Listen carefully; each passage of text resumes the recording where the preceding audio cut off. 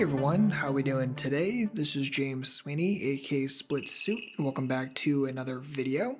And as part of the Ask SplitSuit a Question series, a couple people did ask hand history questions, and this one actually came privately via email. And Thomas prefaces the hand by saying, I played this hand on a full ring table in our home casino, blinds 1-2.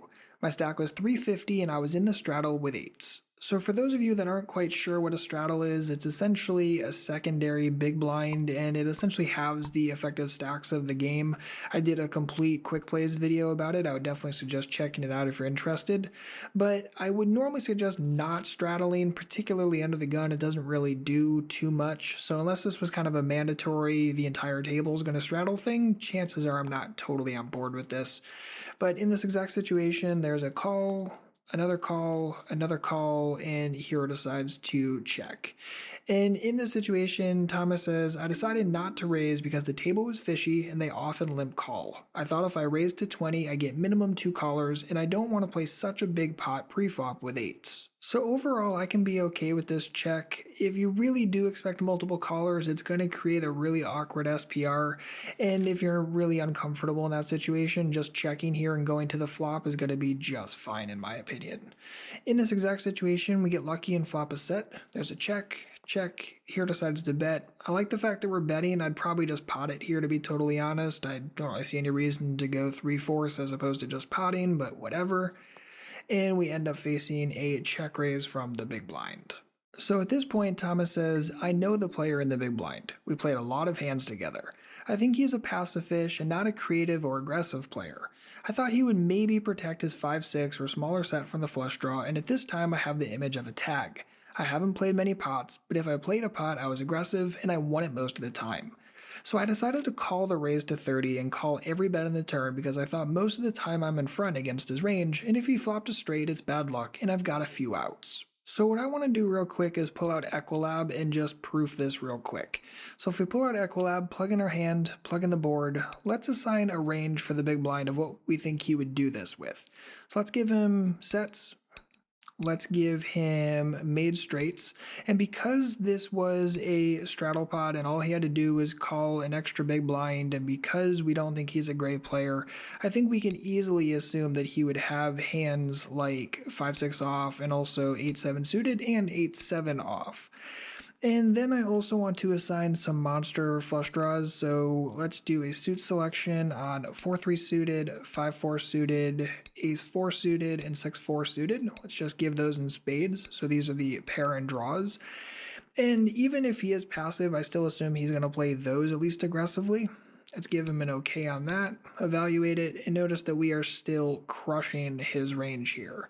And I'd say that if we did come over the top here, he's probably going to continue with all of those hands as well. I think that makes a lot of sense. So because of that, this is the kind of situation where I don't really want to call. I just want to come over the top and pile as much money in the middle as quickly as possible. I think that we're beating his range. I think we're going to continue beating his range when he continues against our raise, which is essentially an effective shove, because if we go to say 100 and he shoves, we're going to snap call it. So this is just the kind of situation where I wouldn't play the call here and then guess on turns game. He seems to like his hand now. I think there are plenty of second best hands that can and will continue, so I'd really like to see a 3-bet for pure value here. So that's really the main inflection point in this hand. In the actual situation, Hero decided to call. The turn was a 10 of spades, and he faces a shove from the big blind.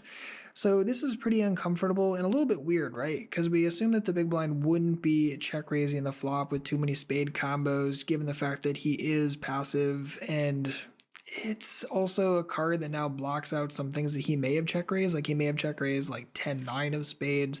I know I didn't add that in the Equilab earlier, I should have. But either way, this is the kind of situation where it's very awkward and uncomfortable. And the main question I would ask myself is, would he ever shove this with 2-pair or a set, because he doesn't know how the heck to play it? And we all know that bad players will make bad decisions when they have hands they're confused with. So in this exact situation, I don't think we really should have ever gotten here this way. I think this was just kind of a decision that needs to be made on the flop. I don't really like getting here this way. As played, Hero decided to fold, and honestly, I'd probably call it off. I at least have some equity the times that I'm wrong. I don't think he has a flush every single time, because even if he did, why the heck would he shove it?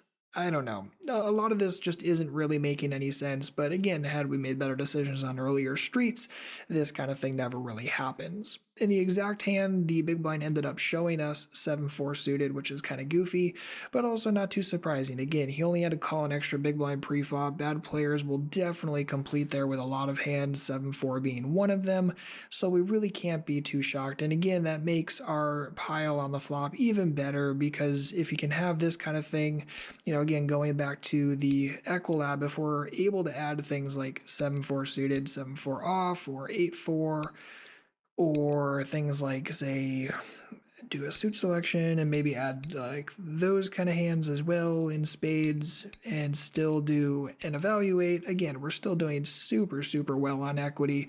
And again, this money should have been in much, much earlier in the hand.